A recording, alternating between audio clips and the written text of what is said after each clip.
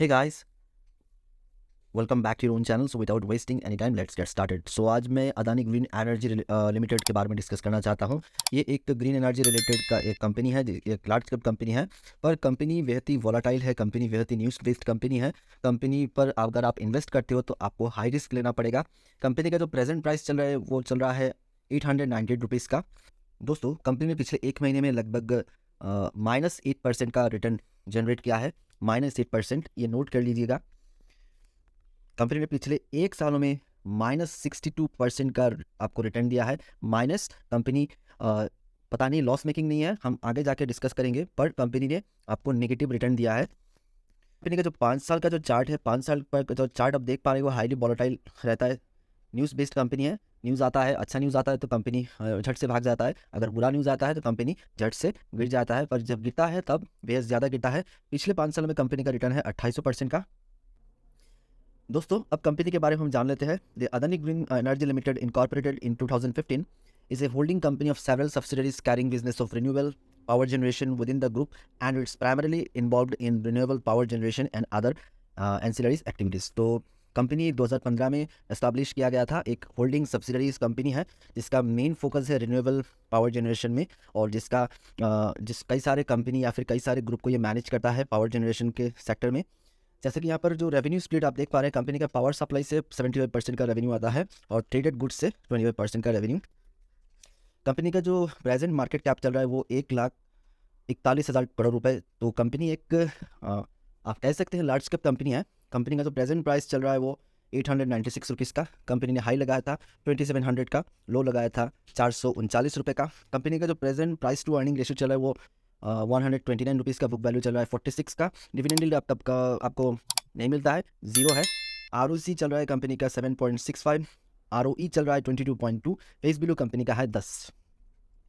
यहाँ पर कंपनी का प्रॉस एंड कॉन्स देख लेते हैं। कंपनी आपको गुड क्वार्टर रिजल्ट दे सकती है, पर इसका कोई श्योरिटी नहीं है। कंपनी का जो सेल्स ग्रोथ है यहाँ पर दिखा रहा है कि कंपनी का जो सेल्स ग्रोथ होता है वो अच्छा है, और यहाँ पर जो debtor days have improve from 136 to 103 days. और कॉन्स यहाँ पर ज़्यादा ही कुछ देखा जा रहा है कि कंपनी का जो बुक वैल्यू है वो 19.5 टाइम से ज़्यादा है। कंपनी का जो प्रॉफिट है वो प्रॉफिट होने के बाद भी कंपनी आपको डिविडेंड नहीं देता। कंपनी का जो इंटरेस्ट कवरेज रेशियो वो भी लो है। कंपनी का जो प्रोमोटर होल्डिंग है वो भी पिछले क्वार्टर में और थोड़ा घटा दिया गया है, थोड़ा माइनस में चल रहा है, -3.49। कंपनी माइट भी कैपिटलाइजिंग द इंटरेस्ट कॉस्ट। तो ये कई सारे कॉन्स है कंपनी के। जैसे कि यहाँ पर देख पा रहे हैं, कंपनी का जो सेल्स यहाँ पर रैंडमली फ्लक्चुएट हो रहा है, कभी बढ़ रहा है कभी घट रहा है। यहाँ पर आप देख पा रहे हैं सेल्स था पिछले दिसंबर 2022 को 918 करोड़ रुपए, जो कि बढ़कर 1632 करोड़ रुपए हो चुका है। और पिछले सितंबर 2022 में था 2912 रुपये। तो सितंबर में ज़्यादा था, दिसंबर में 918 करोड़ हो गए, और मार्च में फिर से थोड़ा सा जंप लगाया। तो ये कंपनी एक फ्लक्चुएट करने वाला कंपनी है। यहाँ पर आप स्टेबल जो प्रॉफिट यहाँ पर अर्न नहीं कर पाओगे। सेल्स में भी कंपनी का, जैसा कि आप देख पा रहे हैं, प्रॉफिट एंड लॉस का जो सेल्स है यहाँ पर कंटिन्यूसली फ्लक्चुएट हो रहा है।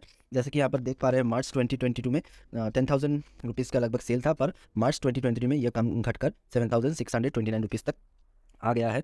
कंपनी का एक्सपेंस भी लगातार फ्लक्चुएट हो रहा है। कंपनी का जो आप यहाँ पर नेट प्रॉफिट देख पा रहे हैं, जैसा कि -328 करोड़ इस पिछले क्वार्टर में था, -58 करोड़ इसके जो आगे का क्वार्टर था यहाँ पर 364 करोड़ था। तो यहाँ पर कंपनी का जो प्रॉफिट भी अनस्टेबल है, EPS भी अनस्टेबल है। कंपनी का जो यहाँ पर compounded growth rate, profit growth rate, stock सीजर या फिर इक्विटी, रिटर्न ऑन इक्विटी, ये कॉन्स्टेंटली जो आप इसे इनकॉन्सिस्टेंट कह सकते हैं, आप इसे स्टेबल नहीं है कंपनी का। तो कृपया इन्वेस्ट करने से पहले 10 बार सोच के इस पर इन्वेस्ट कीजिएगा। आप रिजर्व देख पाएंगे, कंपनी का रिजर्व, कंपनी इतना बड़ा कंपनी है, 1,41,000 करोड़ रुपए का कंपनी है, पर कंपनी के पास रिजर्व सिर्फ 4,072 करोड़ रुपए का ही रिजर्व है। और यहाँ पर कंपनी का जो यहाँ पर बोरोइंग देख पा रहे हैं, कंपनी ने लोन लिया है 13,551 करोड़ रुपए का। तो कंपनी एक हाई डेट वाला कंपनी है, आप इसे कंसिडर ज़रूर कीजिएगा। कंपनी का प्रमोटर होल्डिंग था जो जून 2020 में लगभग 75%, जो घटकर रिसेंट क्वार्टर में यानी कि मार्च 2022 में 57.26 हो चुका है। कंपनी का जो स्टेक जो ओनर लोग या फिर मालिक लोगों के पास होता है, उन्होंने कंटिन्यूसली अपना स्टेक यहाँ पर सेल किया है। यहाँ पर FII का भी सेल का जो स्टेक था उन्होंने सेल किया है, जिसका स्टेक था 21.52, अब तक रह चुका है 17.13। DII ने भी कुछ खास यहाँ पर स्टेक नहीं लिया है, सिर्फ 1.45% का। और पब्लिक, हमारे जैसे इन्वेस्टर या बड़े इन्वेस्टर के पास 24.16% का स्टेक है। तो आप कृपया इस कंपनी पर इन्वेस्ट करने से पहले बार बार सोच के ही इन्वेस्ट कीजिएगा, क्योंकि कंपनी एक हाईली वॉलेटाइल, एक हाई रिस्क की कंपनी है, जहाँ पर आप इन्वेस्ट करने के बाद अगर आप समझते हैं कि आपका डिसेंट प्रॉफिट होगा या फिर आपको एक स्टेबल प्रॉफिट अर्न होगा, तो ये नहीं है। कंपनी को इन्वेस्ट करने से पहले इस वीडियो को ज़रूर देख लीजिएगा, इसके बाद ही इन्वेस्ट कीजिएगा। तो आशा करता हूँ वीडियो आपके लिए इन्फॉर्मेटिव होगा। प्लीज़ इस वीडियो को लाइक कर देना, चैनल को सब्सक्राइब कर देना और इस वीडियो को ढेर सारा शेयर करना, ताकि सबको ये वीडियो मिले। लास्ट तक बढ़ने के लिए धन्यवाद। आपका दिन शुभ हो।